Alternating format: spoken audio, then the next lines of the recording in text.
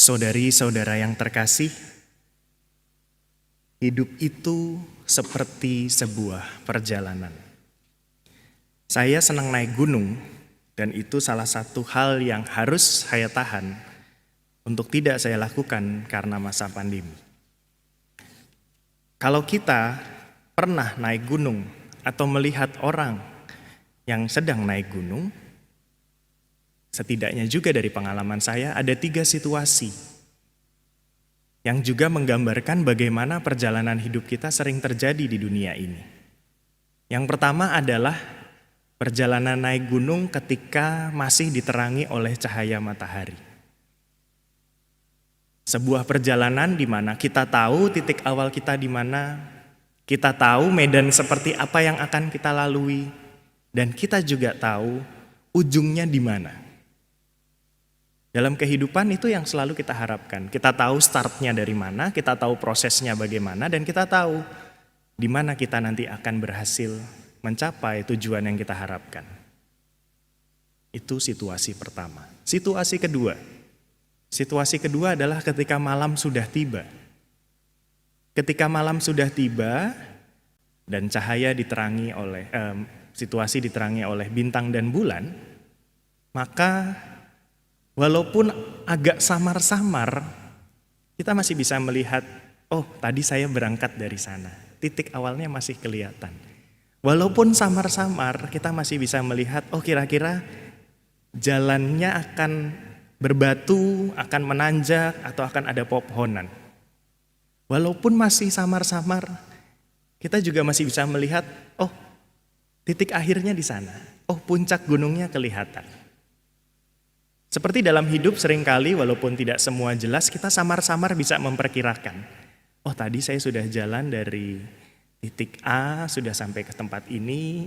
Samar-samar kita masih bisa memperkirakan, memprediksi, oh nanti akan ada hal-hal yang harus ditempuh, tantangan, perjuangan, sukacita yang akan kita dapat. Dan walaupun samar-samar kita bisa melihat, oh nanti di depan sana hasilnya seperti ini. Oh di depan sana nanti akan ada berkat yang menunggu kita. Itu situasi ketiga. Akan tetapi ada situasi, itu situasi kedua yang tadi. Akan tetapi ada situasi ketiga yang juga seringkali kita alami dalam hidup kita. Yaitu ketika kabut turun. Dalam perjalanan di gunung, nggak siang, nggak malam, yang namanya kalau kabut sudah turun, maka situasinya akan benar-benar lain.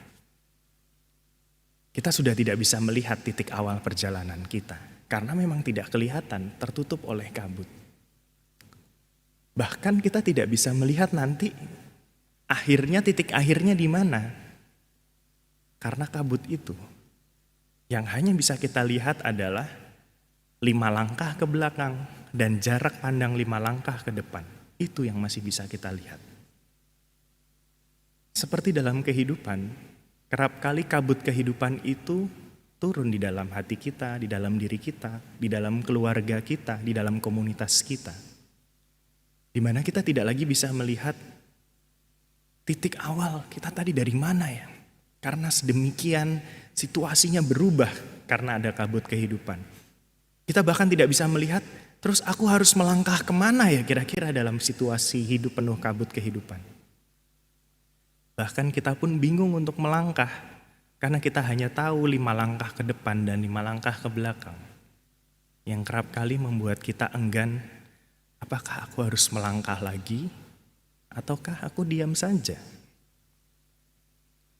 Saudari-saudaraku yang terkasih, situasi hidup memang tidak selalu seperti yang kita harapkan.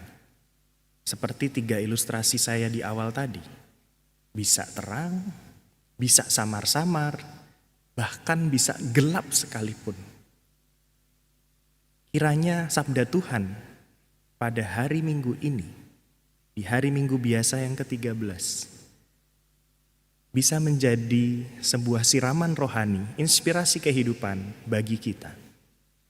Dikisahkan tadi bagaimana Yesus menemani seorang kepala rumah ibadat yang bernama Yairus.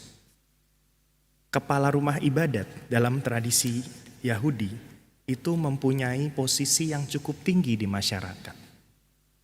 Tetapi bayangkan dalam situasinya seperti itu, dalam posisi di masyarakat yang seperti itu, ia sampai memohon kepada Yesus dan sujud di depan kaki Yesus. Saya membayangkan di dalam permenungan saya, Yairus, sang kepala rumah ibadat, pasti sedang mengalami turunnya kabut kehidupan di dalam hari-harinya. Dan memang benar itu yang ia alami. Anak perempuannya sedang sakit, hampir mati.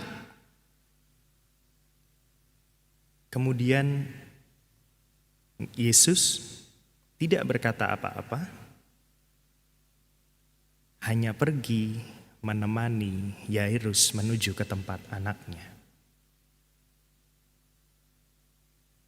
Dalam perjalanan, Yesus dan Yairus beserta para murid mengalami banyak tantangan. Ada yang menertawakan, ada yang menghalang-halangi. Sudahlah, gak usah ke sana, anak kamu tuh sudah mati, kata orang-orang. Yairus diam. Tetapi Yesus berkata dengan sangat-sangat bijaksana. Yesus berkata kepada Yairus, "Jangan takut, percaya saja."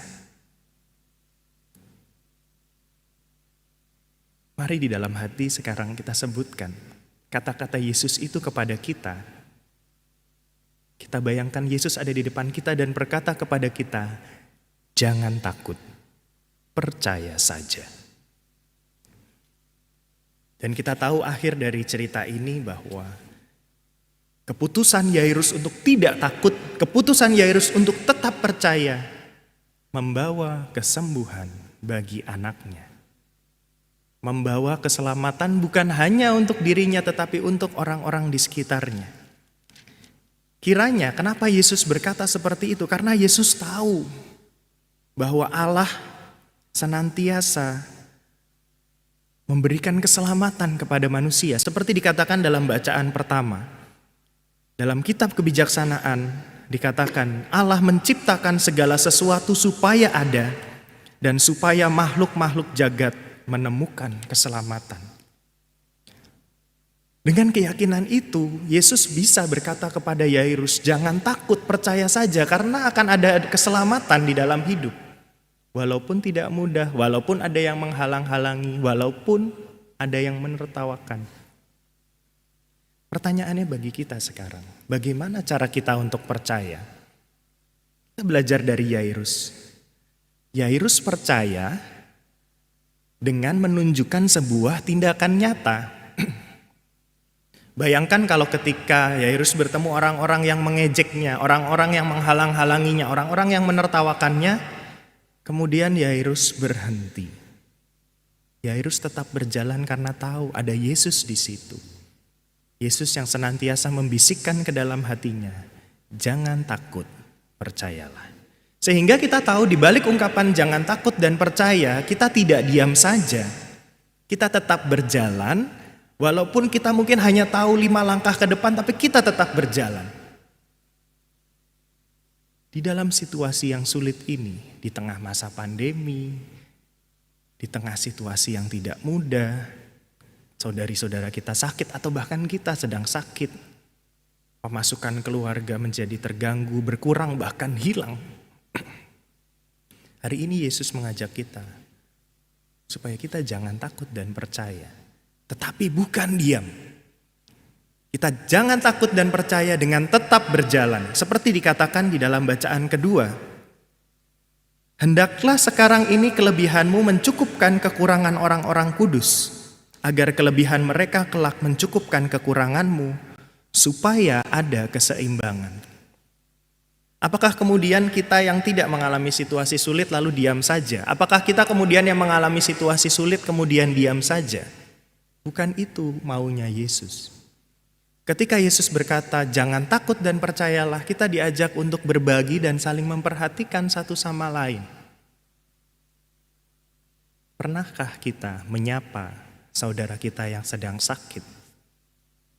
Atau pernahkah kita sebagai yang sedang sakit mau disapa oleh orang-orang yang memperhatikan kita? Pernahkah kita yang saat ini sedang berkelebihan dalam materi berbagi kepada yang berkekurangan?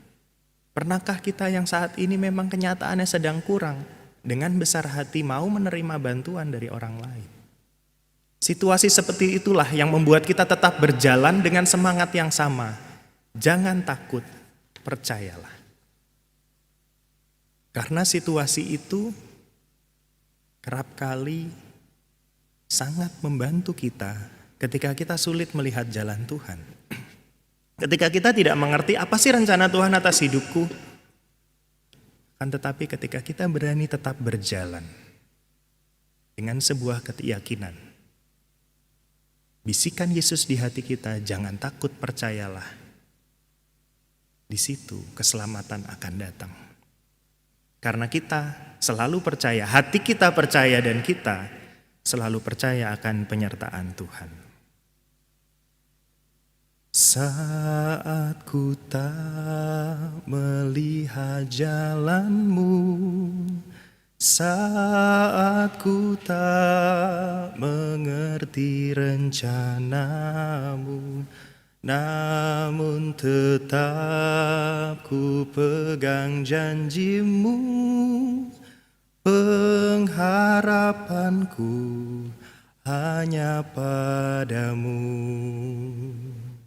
Hatiku percaya,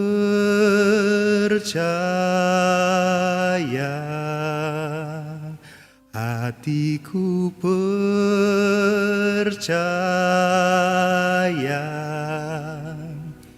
hatiku percaya,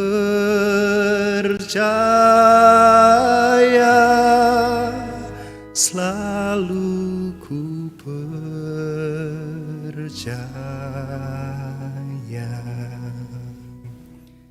Jangan takut, percaya saja, dan semoga Tuhan senantiasa melindungi, mendampingi, dan membimbing hidup kita. Tuhan memberkati. Amin.